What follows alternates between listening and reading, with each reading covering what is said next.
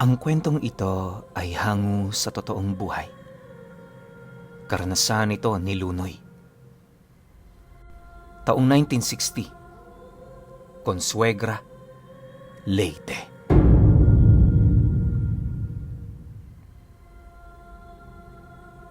Noong mga panahong ito, nasa edad 27 anyos na itong si Lunoy. Birador kung tawagin siya sa kanilang lugar, buhat sa dami na ng mga nilalang na kanyang napaslang. Sa edad niyang yon, tanging nanay niya lamang ang nag-iisa niyang karamay sa lahat ng oras. Nasa tamang edad man, nababahala siyang magkaroon ng kasintahan dahil baka hindi niya magustuhan ang magiging ugali nito sa harapan ng nanay niya. Magmula kasi noong namatay ang ama ni Lunoy, ipinangako niya sa harapan ng bangkay nito, aalagaan niya ang kanyang ina hanggang sa dumating ang panahon na kunin na ito ng Panginoon sa kanya. Ang bagay na yun naman, ang sinasabi ng mga taong nakakakilala sa kanya na pangunahin niyang katangian. Sa sobrang talino niya kasi sa paggamit ng lihim na karunungan, marami ang naniniwalang isa na siyang perpektong nilalang. Sa lahat ng aspeto, mapadepensa man o opensa, balanse ang tangan niya. Dahil sa ganoong pamamaraan, ni minsan hindi pa natalo itong si Lunoy sa kahit na anong uri ng duelo. Sa mura rin niyang edad, bantog na siya sa mga karatig lugar at kapag may mga taong nagkakaproblema roon, siya kaagad ang unang sumbungan ng mga ito. Minsan nga, ipinapasa niya na yon sa kanyang mga kapatid na taga roon, pero hindi pa rin kumbinsido ang mga tao sa abilidad ng mga ito. Dahil sa ganoong sitwasyon, halos hindi na rin niya napigilan pa ang galit ng ibang mga antingero sa kanya. Ayon kasi sa mga ito, sadyang bida-bida lang siya, kaya nasira ang imahe ng mga ito sa ibang tao. Nang malaman naman ni Lunoy ang tungkol dito, hindi niya yon pinatulan. Lahat ng mga pangmamaliit at pangiinsulto ng mga ito sa kanya, pinalagpas niya. Kaso lang, habang tumatagal, napapansin niyang nadadawit na sa problema yung nanay niyang wala namang kinalaman. Nang marinig niya ang isang antingero na pinagbantaan yung sasaktan, hindi siya nagdalawang isip na yon ay kumprontahin. Nagpang-abot silang dalawa at kagaya ng inaasahan, madali niya lang itong natalo. Inaasahan niya kasi noong pisikal na lakas ang kapangyarihan nito, kaya sa tulong ng mutya ng ahas at mahiwagang balahibo ng kambing, na kaya niyang puntiryahin ang pangunahin nitong kahinaan. At yon ay walang iba, kundi ang espiritual nitong depensa. Nang mabasag na yun ni Lunoy, sa kumpas ng kanyang kamay, napawalang bisa ang mga karga nito. Hindi naglaon, nang manghina na ang taong yan, wala na itong nagawa kundi ang sumuko. Harapan din itong pinagsisihan ang tungkol sa mga masasama nitong sinabi ukol sa kanyang ina. Nang marinig naman ni Lunoy ang tungkol dito, walang pagdadalawang isip naman niya itong binantaan na sa oras na may marinig pa siyang hindi kaaya-aya laban sa kanyang ina, mananagot ito. Matapos ang naging duelo nila, agad naman niyang pinauwi ang antingerong yon. Hindi na niya ito sinakta ng malubha, gawa ng alam niyang meron itong 2 anak. Magmula noong nagkaharap sila, mas lalo pang naging matunog ang pangalan niya. Dahil dito, minabuti naman niyang umiwas na muna sa maraming antingero. Alam niya kasing maraming itatanong ang mga ito, kaya pansamantala, nagpahinga na muna siya sa pamamahay nila. Habang walang pasyente, itinuon ni Lunoy ang kanyang buong atensyon sa pagpapalakas ng kanyang mga konsagra. Dahil kasi sa pagiging bantog, alam niyang anumang oras, maaaring may maghamon sa kanyang kakayahan. Wala rin sa isip niya ang matalo, Gawa ng natatakot siya na baka magkaroon ito ng malaking epekto sa kanya, lalong-lalo na sa kanyang ina. Sa paglipas pa ng mga araw, tila bang naging tahimik naman ang mga karatig lugar. Habang tumatagal, napapansin niya noong walang mga mensahero ang napapadaan sa kanilang bahay. Bilang miyembro kasi ng samahan, karapatan din niya ang makasagap ng balita ukol sa kanyang mga kapatid sa paniniwala. Bukod kasi sa doon niya nalalaman ang mga ganap sa kanilang organisasyon, doon niya rin malalaman kung may mga pagbabanta pa ba sa buhay ng mga ito. Dumaan pa ang 2 araw, nagpatuloy pa rin ang ganoong kaganapan. Hanggang sa hindi naglaon, may dumating na mensaherong nagdala ng ulat. Pagpasok nito sa kanilang tahanan, agad naman itong iniabot ang telegramang nagmula sa taong nagngangalang Jeremias, ang pinuno ng kanilang samahan. Pagsilay naman doon ni Lunoy, medyo nakaramdam siya ng kaba, gawa ng hindi malimit na nagpapadala yon ng mensahe sa kanila. Sa kasagsagan naman ng kanilang pagbuklat dito, nabanggit sa kanya ng mensahero ang tungkol sa mga nangyari noong hindi siya nagpakita sa kanilang grupo. Ayon dito, ilang araw matapos ang nangyaring duelo sa pagitan nilang dalawa, tuluyan na rin yung tumalikod sa samahan nila. Bago rin ito kumalas, nabanggit ng antingerong yon, hindi ito titigil hanggat hindi sila nito napapabagsak. Dagdag pa nito na, bago nito kalabanin ng kanilang samahan, sisimulan muna nitong pabagsakin ang taong nagpahiya sa kanya sa harap ng maraming tao. Matapos naman yung marinig ng kanilang mga kapatid, hindi naman nila maipagkakaila na si Lunoy ang tinutukoy nito. Upang makaiwas sa mga hindi inaasahang pangyayari, pinagsumikapan muna nilang pagtakpa ng tungkol dito. Ang kaso lang, ilang araw matapos kumalas ang antingerong yan, nabalitaan nilang tuluyan na rin itong umanib sa puwersa ng kaliwa. Base sa mga balitang kanilang nasagap, nakipag-isa yon sa angka ng mga aswang na nag-aalaga ng mga tuod. Isa ang mga nilalang na yon sa pangunahing kalaban ng kanilang grupo, kaya lubos namang ikinasindak ni Jeremias ang tungkol dito. Bawat isa sa kanilang mga kaanib, alam ang sikreto sa lahat ng mutyang kanilang tinatangan. Hindi rin nila maipagkakaila, alam na ng taong yon ang tungkol sa mga kahinaan nila. Dahil sa ganoong sitwasyon, agad naman yung nagpatawag ng pulong sa mga kapatid nilang may malapit na ugnayan sa taong yon.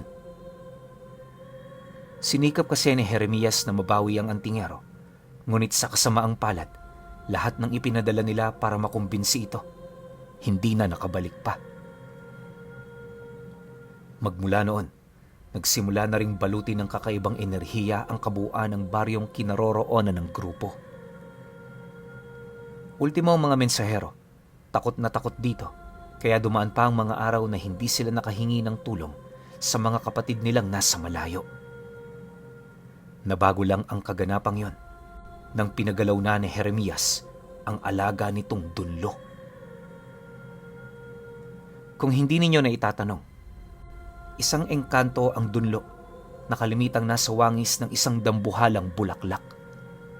Kagaya ng ibang nilalang, may kamay at paa din ng mga ito. Meron din itong nakakabulag na liwanag sa sentro ng kanilang mga ulo, kung saan yon ang humihigop ng lahat ng salot sa mga lugar na nadaraanan nito.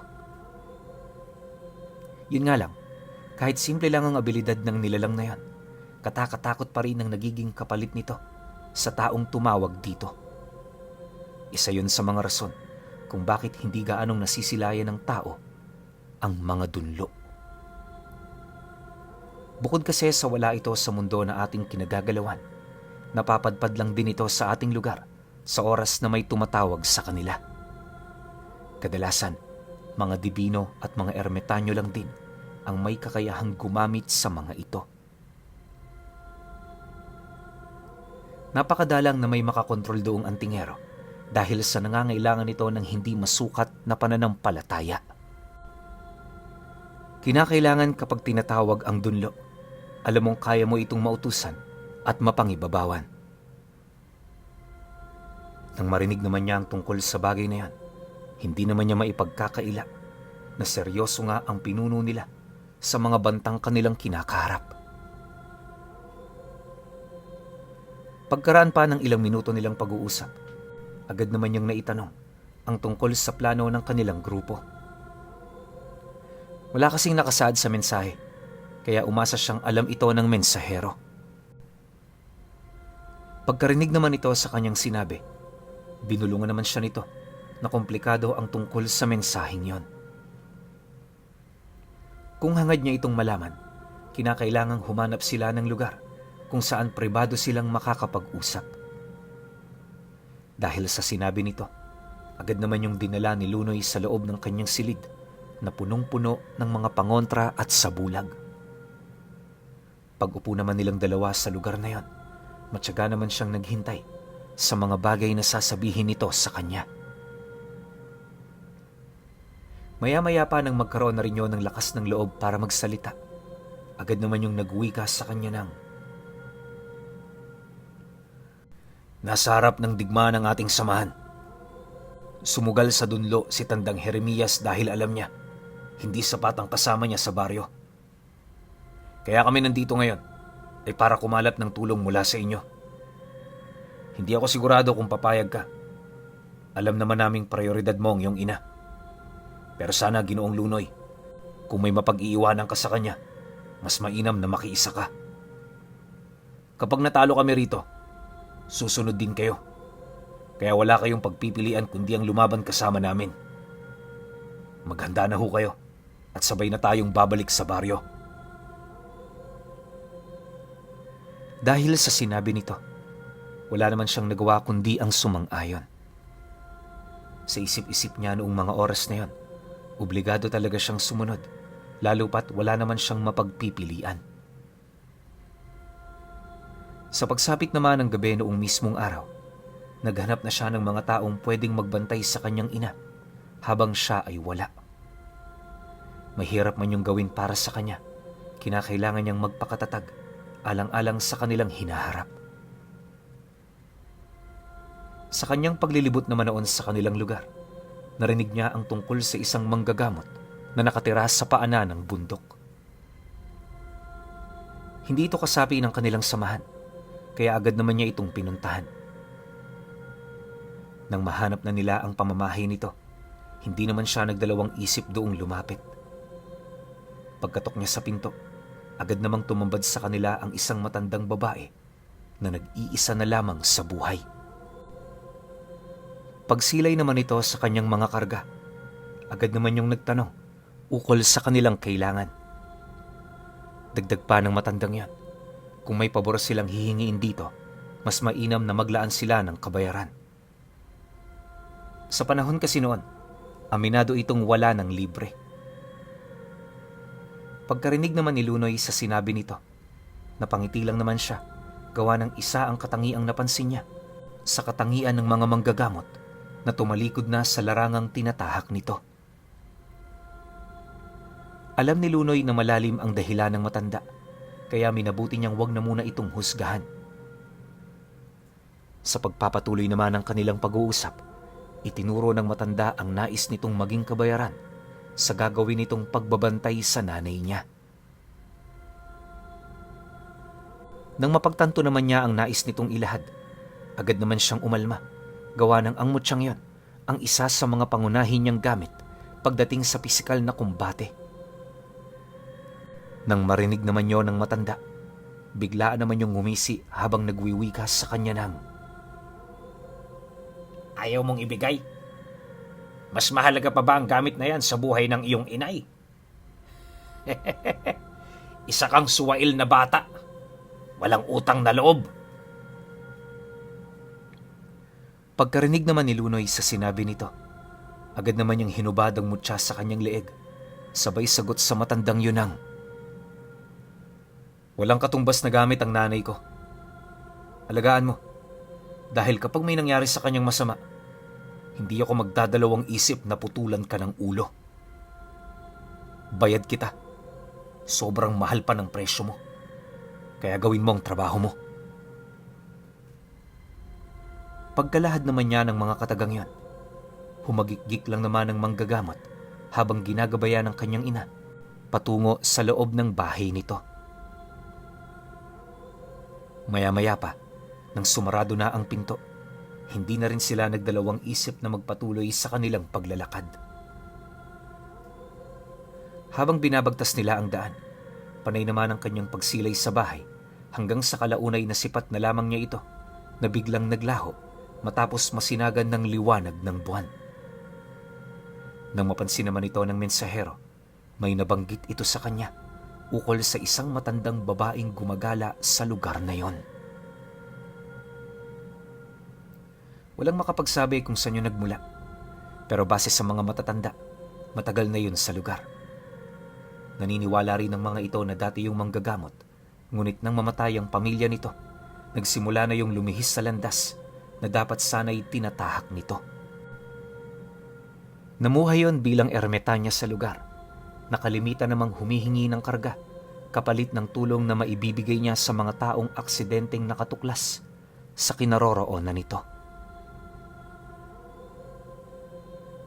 Madaling kausap ang matandang yon, pero kapag hindi na paunlakan ang nais nitong mangyari, katakot-takot ang maaaring sapitin ng antingerong nagpumilit. Dagdag pa nito na napakahusay ng ginawa ni Lunoy sa harapan ng matandang yon. Matapos naman niyang marinig ang tungkol dito, minabuti naman niyang wag na muna itong pagtuunan ng pansin. Sapat na rin kasi sa kanyang marinig noong mga oras na yon na nasa mabuting kalagayan ang nanay niya. Ilang oras pa ang lumipas, unti-unti na nga nilang nasisilayan ang baryo kung saan nagkukubli si Tandang Jeremias. Di pa man nakakapasok sa lugar na yon, kapansin-pansin na para sa kanila ang mga anino ng mga dambuhalang nilalang na umaaligid sa lugar. Marami rin silang nasisilayang mga malalaking ibon sa langit, indikasyon na naghahanda na rin ang kabilang panig. Dahil sa ganoong sitwasyon, mas lalo naman nilang binilisan ang pagbaybay nila ng daan. Makalipas pa ang kalahating oras, nang mapasok na nila ito, agad naman nilang napansin ng mga kapatid nilang antingero na nagmula pa sa malayong lugar. Bawat isa sa mga ito nagtatangan ng malalakas na uri ng mutya. Matapos naman niya yung masilayan, unti-unti naman siyang nakaramdam ng pag-asa sa inaasam niyang pagwawagi ng grupo nila. Hindi naglaon, nagpakita na rin sa kanila si Tandang Jeremias kasama ang antingerong kahalili nito sa pwesto. Pagsilay naman ito sa kanilang pagdating, agad naman sila nitong pinapasok sa loob ng bahay para kausapin. Nang magkatipo na ang lahat ng namumuno sa digmaan, doon na sila naging abala sa pag-isip ng planong gagawin nila. Inaasahan kasi nila noong hindi yun magiging madali, lalo pat hindi maiwasan ang mga kokontra. Siyempre, naunawaan naman nila ang mga ito sa kadahilan ng iniisip lang din ng mga taong yon ang tagumpay ng kanilang pangkat. Sa loob ng ilang minutong pagpapalitan ng plano, doon na nga nila unti-unting nabuo ang kanilang mga desisyon. Base sa napag-usapan, ilalayo nila sa baryo ang digmaan para walang madamay. Hanggat maaari, piliin din nila ang isang liblib at tagong lugar nang sa gayoy hindi ito makagawa ng atensyon sa mga taong dumaraan. Nakakabahala rin kasi ang ganoong pangyayari, lalo pat paniguradong madadamay ang mga ito sa oras na masilayan yon ng kanilang mga kalaban. Dagdag pa ng iilan sa mga kapatid nila, mas maganda ring nahati ng husto ang pangkat upang maging balanse ang lakas ng kanilang atake. Matapos naman yung marinig ni Tandang Jeremias, bahagya naman yung napasilay sa kanya Sabay wika ng, Ikaw, Lunoy, ano naman ang maisusuhestyon mo sa mga planong ito? Pabor ka ba rito? O may naiisip kang mas maganda? pabor ho ako sa mga yan. Pero may isa sana akong kahilingan sa inyo. Huwag niyo akong isasama sa kahit na kanino mang grupo. Hangad kong kumilos ng patago para malapitan ko ang kanilang pinuno. Alam naman nating lahat na nagkaroon kami ng pagtutuos nung kasama nating tumiwalag. Inaasahan niyang hindi ako magpapakita sa gusot na nangyayari, kaya hindi nila ako mapaghahandaan. Dagdag pa ni Lunoy na sa pamamagitan ng bato ng anahaw, magagawa niyang makapaglakbay sa mga anino. Kinakailangan din niyang dumistansya sa grupo upang hindi sumabay sa mga ito ang kanyang presensya. Sa oras din na nagaganap na ang digmaan, maghihintay siya ng ilang oras upang mapagmasdan ang mga lugar na maaari niyang puntahan. Kinakailangan ding mapagod nila ng husto ang mga panauhing mandirigma ng angkang yon upang hindi na siya matunugan pa ng mga ito. Sa oras na may sakatuparan nila ang mga bagay na yon, magsisimula na siyang kumilos. Isang pag-atake lang din ang kanyang gagawin, pero sa ataking yon, sisiguraduhin niyang mamamatay ang ulo ng kanilang kalaban. Para kasi mabuwag ang grupo ng mga ito, kinakailangan nilang paslangin ang nilalang na pinagmumula ng kanilang mga lakas at pagkakaisa. Kapag naisakatuparan na rin ni Lunoy ang ganun niyang plano, doon pa lamang siya tutulong sa mga ito. Nang marinig naman yon ng mensahero, agad naman siya nitong binalaan ukol sa mutyang kanyang ikinalas kapalit ng kaligtasan ng kanyang ina. Dahil sa sinabi nito, tinapik lang naman niya yun sa balikat habang inaabisuhang huwag yung gaanong mag-alala. Ang ipinalit niya kasi roong mutya ay ang tanging nagbibigay lamang ng matinding kabal sa kanyang katawan. Kahit wala yon, aminado naman siyang hindi siya malalagay sa panganib kung gagamitin niya ang kanyang bilis at talas ng paningin. Pagkalahad naman niya ng mga katagang yon, agad naman siyang tumahimik. Isang oras pa ang lumipas, nagpatuloy ang pag-uusap ng mga pinuno ng pangkat hanggang sa kalaunay na buo na nga nila ang kanilang plano. Sa pagsapit naman ng sumunod na araw, umusad na ang kanilang grupo patungo sa lugar kung saan nila pinaghihinalaang namumugaran ang mga aswang na nag-aalaga ng mga tuod. Inaasahan na rin nilang hinihintay na sila ng mga ito, kaya habang binabaybay nila noon ang daan, lahat sila ay palagi ng alerto. Anumang oras kasi, maaaring magsagawa yun ng pagtatambang na maaari namang ikapahamak ng iilan sa kanila. Dahil sa ganoong panganib, sa tuwing umuusad ang kanilang grupo, may mga nauna nang nagmamasid. Isang gabi pa ang lumipas, matagumpay naman nilang narating ang gubat kung saan yun namumugaran. Sa bukana nito, gumawa sila ng kampo at sa pagsapit ng sumunod na gabi, doon na sila umusad. Bitbit ang kanilang mga sulo. Matapang nilang sinuyod ang kagubatan hanggang sa kalaunay may narinig na silang mga atungal, ilang metro ang layo mula sa kanilang pangkat. Nang marinig naman ni Lunoy ang tunog na yon, agad naman siyang lumundag sa lagusang kanyang nilikha. Sa abot ng kanyang makakaya, mabilis siyang humanap ng lugar na pwede niyang mapagmasdan ang mga nilalang na malapit ng maglaban. Mabuti na lang may nakita siya roong isang maliit na burol, angkop na angkop sa gagawin niyang pagmamasid. Pagkubli naman niya noon sa mga damo, mabilis naman niyang pinatulog ang lahat ng kanyang mga tangan. Ibinaba na rin niya ng husto ang kanyang presensya upang walang maghinala sa kanya. Ang kaso lang, habang patuloy na nakikipaglaban noon ang kanyang mga kasama, di naman niya masipat yung tumiwalag sa kanila gayon din ang pinuno ng angka ng mga ito. Sa puntong yon, medyo nakakaramdam na siya ng pagkabahala, gawa ng inakala niyang maaaring nabasa ng mga ito ang kanilang pinaplano. Makalipas pa ang ilang minuto, habang nagkakagulo na sa lugar na yon, nagdesisyon naman siyang lumipat sa ibang lugar para makapagmasid doon ng malapitan.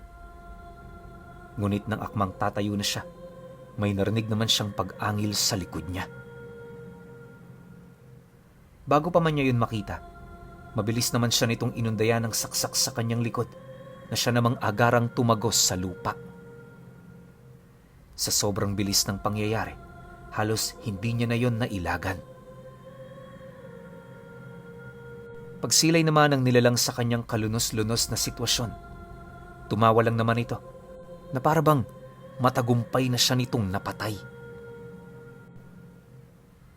Subalit, pagbaling naman ng paningin nito sa katawan ni Lunoy, laking gulat na lamang nito nang masipat nitong kahoy pala ang tinarakan ng matatalas nitong kuko. Dahil sa pangyayaring yon, agad namang umikot ang paningin nito sa buong paligid, ngunit bago pa man yun makarating sa likuran nitong bahagi, bigla namang naramdaman ng nilalang na yan ang pagtarak ng dalawang sundang sa kanyang likod na tumagos naman sa kanyang dibdib. Pagharap naman ito sa kanya, doon tumambad ang mukha ng kadwelo niya. Pagtitigan naman nilang dalawa, mariin naman niya itong inabisuhan na hindi siya tatawaging birador kung ganun lang siya kadaling paslangin. Dagdag pa niya na kasalanan ng taong yon kung bakit ito namatay ng maaga. Matapos naman niyang bitawan ang mga katagang yon, agad naman niyang hinugot ang sundang na kanyang itinarak. Pagsubsob naman ito sa damuhan, dali-dali naman siyang lumundag sa mga aninong ginawa niyang lagusan. Mabilis niya noong inikot ang buong lugar, hanggang sa kalaunay doon niya nasilayan ang matandang lalaking binabantayan ng dalawang gabunang may kasamang matatandang mga tuod. Habang pinagmamasdan niya ang mga ito, kapansin-pansin naman sa mga nilalang na yan ang dami ng mata sa ulo nito. Alam ni Lunoy na yon ang tagapagmasid ng pinuno ng kanilang mga kalaban, kaya pinili niyang mag-ingat ng husto. Hindi naglaon, nang magkaroon na siya ng perpektong pagkakataon, agad naman niyang sinunggaba ng matanda. Pagtarak niya ng kanyang sundang sa katawan nito, bigla naman siyang sinunggaba ng mga tauhan ng nilalang, dahilan para tumarak sa iba't ibang bahagi ng kanyang katawan ang mga matatalas nitong kuko. Pagsilay naman ni Lunoy sa bagay na yan, kitang-kita naman niya na napinsala ng mga ito ang kabuuan ng kanyang sistema. Alam niyang hindi na siya magtatagal, kaya bago pa man siya manghina, pinilit niyang wakwaki ng dibdib ng pinunong inundayan niya ng saksak. Dahil sa kanyang puwersa, nagawa naman niyang mahati sa tatlo ang katawan nito. Nang masipat naman yon ng mga mandirigma nito, walang patid naman siya nitong pinag-uundayan ng saksak, hanggang sa kalaunay dumating na si Tandang Jeremias at ang dalawa pa nitong kasama. Paglayo naman nila sa lugar na yon, sinubukan pa siya nitong iligtas, ngunit bukal sa puso ng tinanggap ni Lunoy ang kanyang tadhana. Bago siya mamatay, inilahad niya rito ang tungkol sa kanyang ina. Hanggang sa kahuli-hulihan niyang hininga, hangad niya ang mabuting buhay para sa taong naging kaagapay niya sa lahat ng oras. Nang marinig naman yun ni Tandang Jeremias, nangako naman yung hindi pababayaan ang kanyang ina. Magmula noon, inilagaan ito ang nanay niya hanggang sa tuluyan na rin yung pumanaw.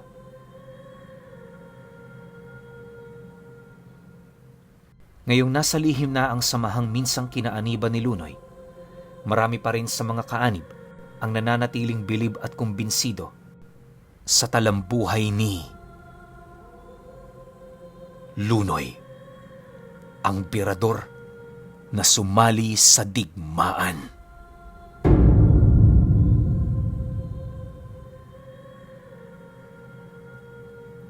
Okay. Opinyon ko sa kwento. Sobrang sayang ni Lunoy, no? Sayang talaga ako, nanghihinayang ako para kay Lunoy. Kasi maganda sana kung naikwento niya yung nakaraan niya eh. Malamang sa malamang nakwento niya yun sa nanay niya. Kaso lang, ito lang yung dumating sa atin eh. Malamang, hindi rin naman yung nanay niya yung nagpadala ng kwento. Pero masasabi ko talaga sa kwento na to, sobrang mahal ni Lunoy yung nanay niya. Ang sarap sa pakiramdam nun para sa isang magulang. Na hanggang kahuli-huli ang hininga niya, nanay niya ang inisip niya. Wala nang iba. Wala na rin siyang pake kung mamatay siya, basta maibigay niya yung kahuli-hulihan niyang hiling sa pinuno nila na sana alagaan yung nanay niya. Napakabait ni Lunoy. Kaya hindi ako magtataka na sobra-sobrang blessed siya pagdating sa mga karga niyang agimat, na sa tingin ko kung hindi niya binigay dun sa antingerong pinagkatiwalaan niya ron sa nanay niya, hindi siya malalagay sa ganoong sitwasyon. Kasi nawalan siya ng depensa eh. Nawalan siya ng pampakunat, nawalan siya ng mga pansalag sa atake ng mga kung sino mang nilalang. Kaya ang ending, tumagos sa kanya lahat ng atake nun. Pero pagdating naman sa opensa o sa bilis, alam naman natin na lamang si Lunoy. Kaso kasi, pinag-uusapan natin dito parang nasa ranggo na rin to ng gabunan eh. So, hindi yun basta-basta. So, para sa akin, yung buong kwento, nang hinayang lang ako kay Lunoy. Kasi bihira tayo magkaroon ng ganitong kwento na sobrang bait na anak. Pero syempre, kayo pa rin. Kung may opinion kayo sa kwentong ito, comment nyo lang sa baba. Yun lang. Hanggang sa susunod na kwento. Salamat.